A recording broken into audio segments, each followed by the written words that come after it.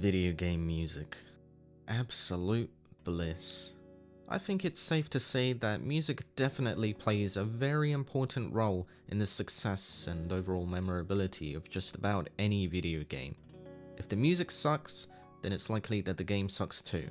If the music's great, well, unfortunately it's still extremely possible that the game itself still sucks. However, music can definitely kind of ease the pain weirdly in a game that might suck, or even if it's not inherently terrible but just, extremely bland or mediocre, then having a memorable, catchy or soothing music will definitely make the experience, well, more memorable. Obviously, music is not the defining end-all be-all factor into whether one thinks a game is actually good or bad. Of course, the gameplay always comes first. Is it enjoyable? Are the controls good? Is the combat fun? What kind of mechanics are there? Are they complicated? And so on and so on and so on. Once you have the core of what makes a video game, the gameplay, then I feel like everything else falls into place naturally. At least, that's how I see it. The way I would describe it is like eating a meal. On the one hand, you have the actual main food itself, let's just say spaghetti for this example, and on the other you have some bolognese sauce. Now, you could eat them separately if you wanted to, but if you mix the core food, the spaghetti, so the gameplay, and then add the sauce, the music, then it becomes a combination that works better than any elixir you can cook up in Breath of the Wild. I hope that analogy made sense. Regardless, my point is, music has played and continues to play an extremely big role in video games. Tell me one person today who doesn't know or at least recognize the Super Mario Bros. Overworld theme. And if anyone tells you otherwise, then my friends, they have been living under a Dwayne Johnson, completely isolated from the outside world. Or they're just straight up lying. Honestly, I don't think the original Super Mario Bros. Would be anywhere near as memorable if it didn't have such a catchy tune accompanying it. Like, god damn, Koji Kondo's a genius, especially considering the limitations of the NES sound chip. The amount of times I've had this theme stuck in my head is just baffling. The same can certainly be said for many other tunes, and they're all unique and recognizable in their own ways. Green Hill perfectly encapsulates the rich and vibrant background of the first zone of the first Sonic game. It was the perfect way to introduce the blue hedgehog with such an upbeat and colourful mood, and it blends so well with the aesthetic. And then you have the rigid, powerful opening theme of Halo, which starts out calm with these angel-like voices, and then works its way up with the drums and that iconic ba-ba-ba-bam, ba-ba-ba-bam, ba-ba-ba-bam, ba-ba-ba-bam. It really does make you feel like everything is at stake here as you progress through Halo CE and blow up Covenants who have some of the funniest voices I think I've ever heard.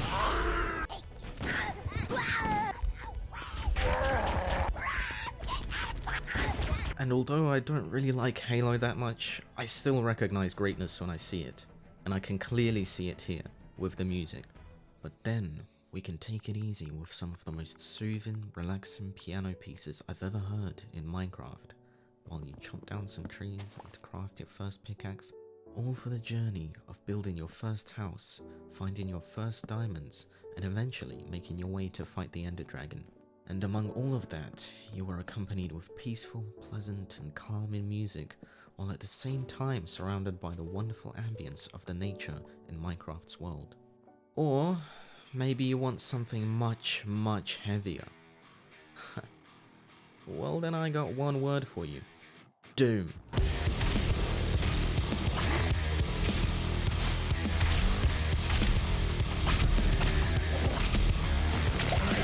And there's a lot more where that came from.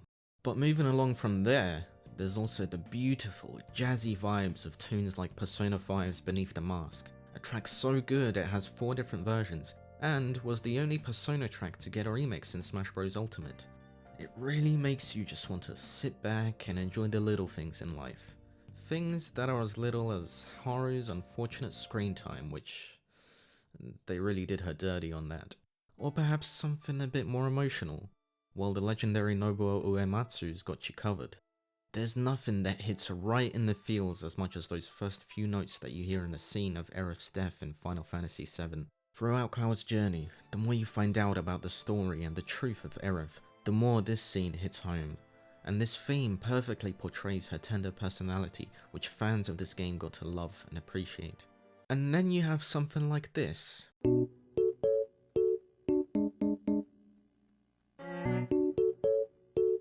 Need I say more? But you know, that's the thing. There is such a wide variety of music literally at the tips of our fingers that we have been graced with here. I could go on and on like I did just now about all of my favorite music from my favorite video games, or even from my most hated video games. Which is one thing I love about music that stands out from other aspects of games like the story and gameplay. It is completely subjective. Well, kinda. You do have some oddballs out there, like, what the hell is this?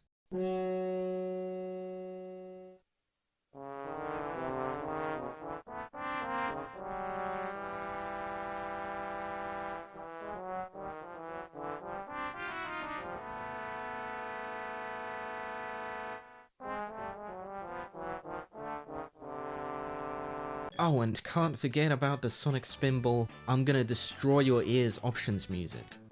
Ow, dude, what the fuck is this?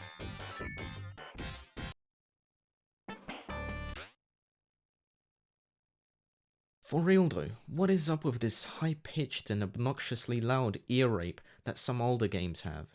They're not everywhere, but they certainly stick out like a sore thumb when you hear them.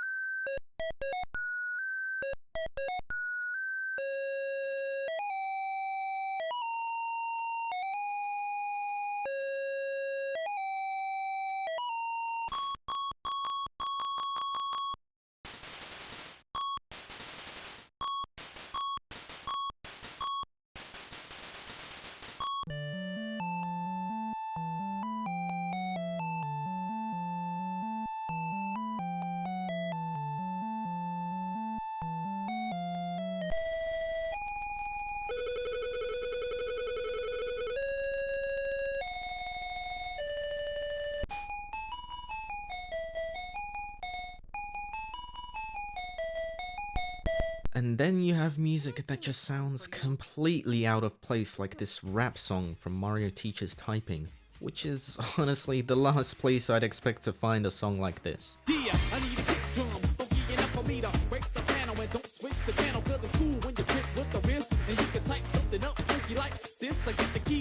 Next thing you're gonna tell me is that we'll get a Sonic racing game with corny 90s disco and pop songs. Oh wait.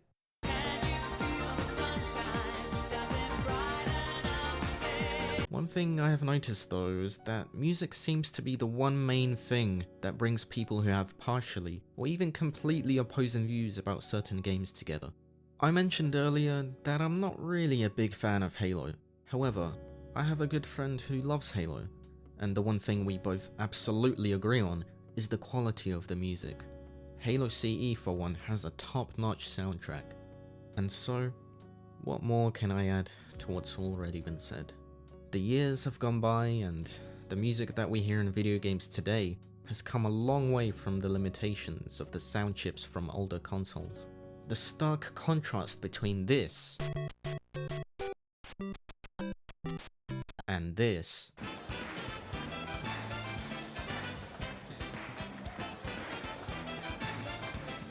considering the 30+ year difference here, it is actually insane. Basically, what I'm trying to say is that I fucking love music, and when you combine it with video games, which is another thing I fucking love, then you have a combination that I absolutely love more than any hot sauce you'd ever offer me to put on my chicken wings.